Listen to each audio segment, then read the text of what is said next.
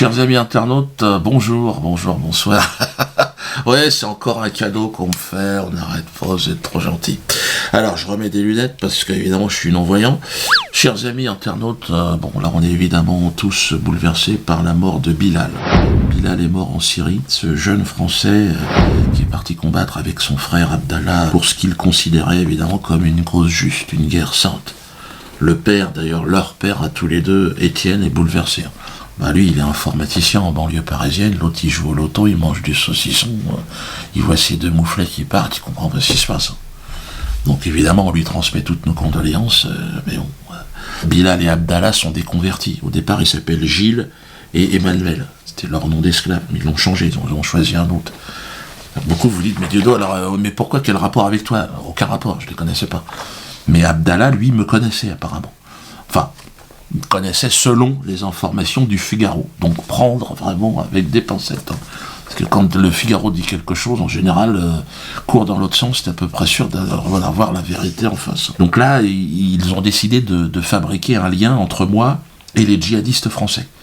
Parce qu'ils disent que sur le compte Facebook de Abdallah, le dernier truc, c'était une sorte de pétition sur la quenelle, j'ai rien compris à ce qu'ils disent. Plus ou moins, c'est moi qui les motive. Donc, j'ai une responsabilité après avoir été recherché pour apologie de terrorisme, pour Feu Follet, une petite vidéo que j'avais fait de commémoration. Là, maintenant, je motiverai les djihadistes français. Alors que d'ailleurs, les guignols de l'info, eux, n'arrêtent pas de faire des blagues avec... Eux, non. Eux, ça va. Eux, il n'y a pas de problème. Djihad 100% hit 2014. Avec en exclu, les artistes de l'État islamique. On a toujours un truc à faire. Quand on est dans le désert, les étagères font badaboum. Quand toi et moi, on fait boum boum boum. Sing a so you. Et pour tous CD achetés, un voyage gratuit au Moyen-Orient. Bienvenue, frère. Ah ouais, c'est trop frais, gros. Parce que le Figaro, le fait d'avoir une barbe et d'être noir, pour eux, quelque part, je suis un mangeur d'hommes, quoi. Je suis un djihadiste, j'ai envie de décapiter les gens. Ce qui est vraiment mensonger, puisque moi, je suis dans la lumière de Jésus-Christ. Ah, parfois, on peut ne pas le voir, mais c'est vrai, ça peut ne pas être évident pour tout le monde. Mais bon, moi, je suis non-violent. Je suis... comme nous le proposait notre Seigneur et Christ ressuscité, moi, la non-violence absolue. Je pense que la violence est un piège, il ne faut pas tomber dedans. Pour ça, d'ailleurs, Abdallah, j'ai envie de te dire, parce que je sais que ton frère est décédé, reviens maintenant. Reviens, parce que tu as une famille, tu as des enfants et tout, tu n'as plus rien à foutre en Syrie maintenant. Tu veux libérer le monde du mensonge et du mal. Oui, là-dessus, on est d'accord. Mais tu peux aussi y parvenir par la non-violence. Donc là, j'appelle à tous les djihadistes, rejoignez l'atelier de chansons potaches. Vaut mieux chanter « Tiens, voilà le boudin » que décapiter des gens. Donc Abdallah, rejoins-nous. Ton engagement nous inspire, mais il nous inspirera encore plus si tu nous rejoins, nous, l'Anan Assurance. N'hésitez pas à la pétition d'Anan Assurance, bien sûr. On va changer le monde, on va se le réapproprier, Abdallah, reviens. Tous ensemble, en fait, contre Abdallah, ceux qui nous sont vraiment nos ennemis, ce sont nos gouvernants, les larbins du Congrès juif mondial. Je suis obligé de parler du Congrès juif mondial. C'est vrai que c'est vraiment eux qui foutent la merde. Le Congrès juif mondial, j'ai quand même le droit de leur répondre. Cette organisation mafieuse et sataniste, financée par les Rothschild, qui a fait savoir dans un communiqué de presse qu'ils avaient fait donc l'éloge de leur bouffon en chef, Manuel Valls. Ils sont contents d'avoir fait plier le Conseil d'État de la France. Ça fait longtemps que le Conseil d'État il tient plus tellement la route. Congrès juif mondial, tous, tout le monde est là, tout le monde est aux ordres. Alors je vous invite d'ailleurs pour plus de précision à vous reporter à l'excellent article du site Pananza, Attali, au CJM, donc le Conseil juif mondial, Congrès juif mondial. Notre rôle est de créer une bourgeoisie musulmane. Merde. Ils ont un projet, le Congrès juif mondial, c'est de racheter tout le monde entier. Dès que ça gueule un peu, rachète un peu les gens. T'en prends 2 ou 3, tu leur donnes un peu d'argent, puis ils vont calmer les choses.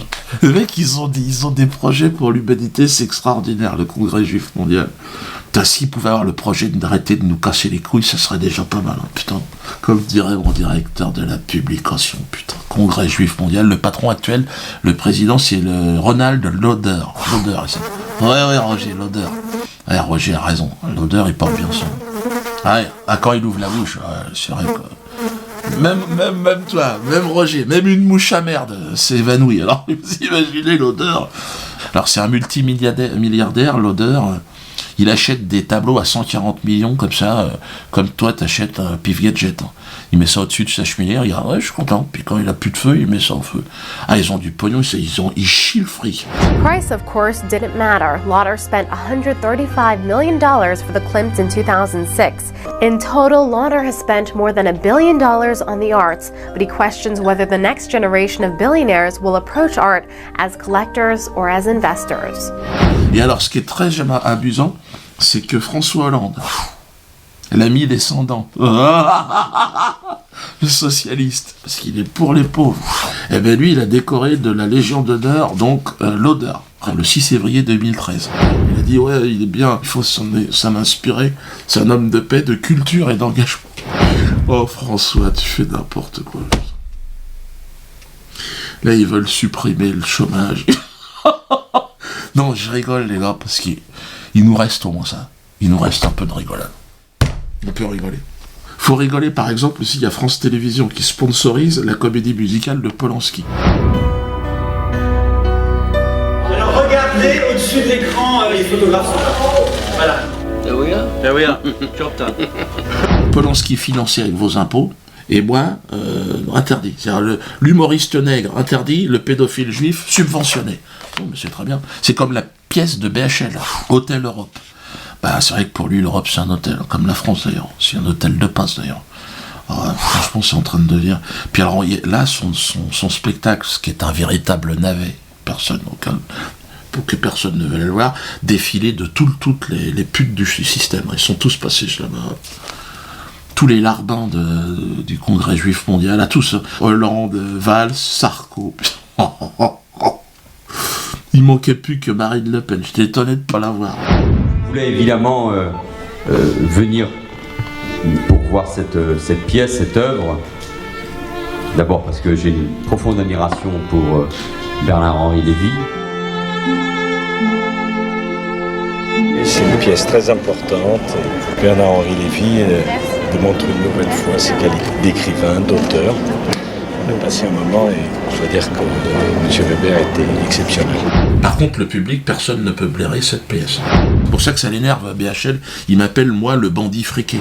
Quand cette espèce de petit bandit friqué, qu'est Dieudonné, organisait ses meetings en province et qui se trouvaient des milliers de Français pour acheter leurs billets, des fortunes pour venir y assister, il y a eu des Juppé, des Estrosi, donc c'est pas seulement la gauche, pour tenir bon et pour dire non, ils ne passeront pas. Oui, parce que lui, il fait pas un strapontin, il n'arrivera pas à gagner de l'argent avec le spectacle, ni avec ses bouquins. Heureusement que sa famille a dépouillé l'Afrique et s'est fait des milliards en détroussant l'Afrique de son bois précieux. La BHL, les scrapules sans aucun talent, putain. En tout cas, ils sont nerveux. Hein. Puis là, le CGM, ça devrait continuer parce que mes deux avocats qui ont sorti ce bouquin qui est en rupture de stock partout, c'est le best-seller.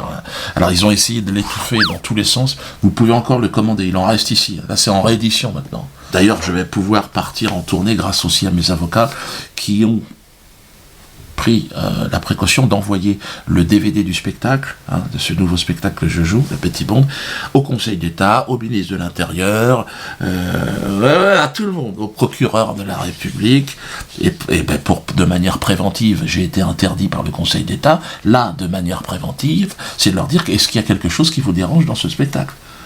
Et ils ont répondu, non, enfin, c'est pas... donc il n'y a aucune espèce de problème, enfin donc je jouerai ce spectacle. Donc dépêchez-vous, venez voir le spectacle à Nantes le 27, Biarritz, alors je jouerai pas, les gens de Biarritz allaient à Pau, c'est juste après, il y a Toulouse aussi, donc la tournée qui s'organise là. très très haut niveau. Alors Gage, vous savez que lui, je vous avais posé la question la dernière fois, il veut me pourrir ma vie, souvenez-vous. Si on peut pourrir la vie de Dieudonné, qui est indigne de se produire sur des infractions qu'il a commis par ailleurs, eh ben écoutez, faisons-le. Voilà, Gage veut me pourrir la vie. Il veut que je m'écrase, comme il veut que vous vous écrasez aussi, et que vous lui baissiez, vous lui baisiez le cul, et vous lui léchiez l'entre-orteil. C'est ça le projet de Gage, c'est que comme vous êtes de la merde, comme vous êtes l'arrière-garde de la République, il aimerait bien que vous lui léchiez les pieds. Mais on est nombreux à lui dire, non écoute Gage, on n'est pas content, on n'est pas d'accord avec toi. Ton adresse et ton numéro de téléphone sont disponibles sur les pages blanches, et voilà. Donc, alors, dans la non-violence, dans le respect évidemment du droit et des lois, vous avez le droit de lui envoyer des réflexions par rapport à ce qu'il a dit. Lui dire que bon, s'il aime pas l'humour de Dieudonné, qu'il fasse son alia et qu'il aille rigoler à Jérusalem. Il y a peut-être des humoristes qui lui plaisent là. Envoie-lui des courriers, si vous habitez Massy, n'hésitez pas à glisser dans sa boîte aux lettres quelques messages. Gage, arrête de pourrir la vie de Dieudonné. Il y en a une autre à qui on essaie de pourrir la vie, c'est Farida Belbé. Najat Belkacem ne peut pas la blairer. Farida, elle a décidé de la virer de son poste d'enseignant à cause des JRE. Donc là, soutenez évidemment la courageuse Farida. C'est une exécution économique qu'on a à faire d'une personne qui se bat pour nos enfants. Allez sur son site, vous allez en savoir un peu plus. Morales, bravo Morales. Ah là là, il a été réélu, bravo, ça fait plaisir. Ah, c'est pas le Congrès juif mondial qui l'a aidé, ça c'est certain. Parce qu'il est indien, c'est vraiment la plus grande communauté amérindienne d'Amérique du Sud. C'est vrai que ça fait plaisir de voir qu'il y a vraiment un sursaut. Merci mes frères et sœurs pour cette nouvelle victoire du peuple bolivien, avec plus de 60% des votes. C'est notre 7e triomphe. 3 fois nous avons gagné avec plus de 50% et 4 fois avec plus de 60%. Grâce à Evo Morales, la Bolivie n'est plus un pays mendiant, c'est un pays connu dans le monde entier, pas seulement pour le narcotrafic, mais aussi pour les œuvres de son gouvernement. C'est porteur d'espoir. Et puis alors, bon, je termine avec le concours des selfies Suntline. Ah, vous êtes nombreux, regardez ça, extraordinaire.